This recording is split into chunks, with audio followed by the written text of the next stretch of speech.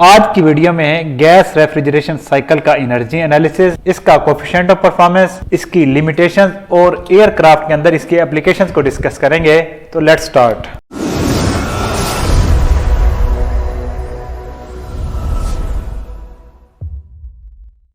Gas refrigeration cycle में पहले थोड़ा सा एक्सप्लेन कर देता हूं, फिर हम इसका कोफिशिएंट ऑफ परफॉर्मेंस डिफाइन करते हैं।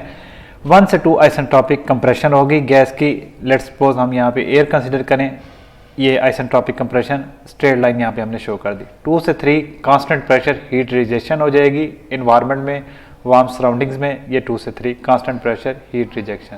3 से 4 आइसेंट्रोपिक एक्सपेंशन होगी टरबाइन में, और यहाँ पे हमें वर्क आउटपुट मिलेगा। कंप्रेसर में हम वर्क कंज्यूम करेंगे, यहाँ पे वर्क प्रोड्यूस होगा। 4 to 1 हीट अब्जॉर्ब होगी फ्रॉम रेफ्रिजरेटेड स्पेस, और as a result cooling produce होगी। प्रोसेस 4 to 1 के जो नीचे वाला रीजन है ये कूलिंग को रिप्रेजेंट कर रहा है, यानी heat remove from refrigerated space. QL, QH इसके नीचे ये वाला सारा एरिया, और QL ये वाला एरिया। इन दोनों को अगर हम सब्ट्रैक्ट करेंगे तो ये वाला बेटा जो सेंटर एरिया है ये रिप्रेजेंट कर रहा है नेटवर्क इनपुट को। QL over network input, QL यानी डिजायर्ड आउटपुट जो हमारा कूलिंग है यहाँ पे, ओवर नेटवर्क इनपुट, यही तो हमारा कोफिशिएंट ऑफ परफॉर्मेंस होता है। अब यहाँ पे नेटवर्क इनपुट की टर्म को आपने केयरफुली देखना है, क्योंकि यहाँ पे कंप्रेसर और टरबाइन दोनों का वर्क इन्वॉल्व है। तो इसीलिए हम लिख देंगे नेटवर्क को compressor work minus turbine work, क्योंकि टरबाइन का जो आउटपुट वर्क होगा वो कंपनसेट करेगा जो हमने इनपुट वर्क देना है कंप्रेसर को चलाने के लिए। अब ये तीनों टर्म्स कैसे फाइंड आउट करनी है इसकी थोड़ी बात करते हैं। कंप्रेसर का वर्क बेटा ये होगा आइसेंट्रोपिक कंप्रेशन जो हुई थी H2 - H1, ये पर यूनिट मास बेसिस में रिलेशन लिख रहा हूँ। उसके बाद अगर हम टरबाइन की बात करें तो ये हो जाएगा H3 - H4। ये रिलेशंस मैं ड्राइव कर रहा हूँ using steady flow energy equation.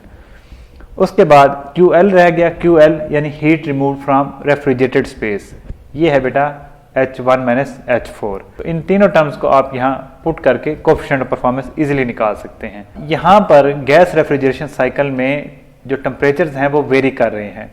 जिस तरह रिवर्स्ड कार्नाट साइकिल में हम हीट रिजेक्शन वाले जो प्रोसेस हैं वो आइसोथर्मल लिया करते हैं, यहाँ पे उस तरह की बात नहीं है। इसलिए गैस रेफ्रिजरेशन साइकिल जो है इसका कोफिशिएंट ऑफ परफॉर्मेंस कम होता है relative to vapour compression cycle और रिवर्स्ड कार्नाट साइकिल। अगर हम इसको कंपेयर करें रिवर्स कार्नाट साइकिल से, तो यहाँ पे ये मैंने गैस रेफ्रिजरेशन साइकिल शो कर दिया, और इसके दरमियान में ये रिवर्स कार्नाट साइकिल आ गया।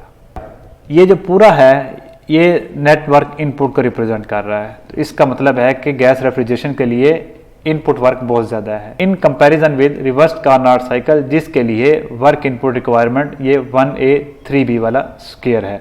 और ये कूलिंग भी अच्छी खासी करेगा। 1B के नीचे जो ट्रायंगुलर एरिया है ये रिवर्स कार्नाट साइकिल ही कूलिंग करवाएगा। तो गैस रेफ्रिजरेशन साइकिल का कोफिशिएंट ऑफ परफॉर्मेंस, इसकी एफिशिएंसी काफ़ी कम है in comparison with vapour compression cycle या रिवर्स कार्नाट साइकिल। लेकिन उसके बावजूद भी ये सिंपल और लाइटर कंपोनेंट्स होते हैं, तो ये एयरक्राफ्ट में कूलिंग के लिए इस्तेमाल होता है। एयरक्राफ्ट में उसका मेन ब्रिटन साइकिल ऑपरेट कर रहा होता है, वहाँ से जो कंप्रेसर है उसी के एयर को हम यहाँ पे कंडीशन करके कूलिंग के लिए इस्तेमाल कर लिया करते हैं। 1 से 2 आइसेंट्रोपिक कंप्रेशन हो जाएगी। कंप्रेशन के बाद आप उसकी हीट रिजेक्ट करवा देंगे, आपके पास हाई प्रेशर कूल एयर यहाँ पे आ जाएगी। उसको टरबाइन में एक्सपेंशन करवाएंगे, और यहाँ से जो आपको आउटपुट वर्क मिलता है इसको आप इलेक्ट्रॉनिक इक्विपमेंट चलाने के लिए, सीट्स में जो LEDs लगी होती हैं उनको चलाने के लिए इस्तेमाल कर सकते हैं, और जो ठंडी हवा मिलेगी वो आप केबल में सर्कुलेट करवा दिया करेंगे। गैस रेफ्रिजरेशन साइकिल की एप्लीकेशन, इसकी लिमिटेशन और कोफिशिएंट ऑफ परफॉर्मेंस को डिस्कस किया। अगर किसी किस्म का कोई क्वेश्चन है तो please ask, I am available for you. Thank you, good bye.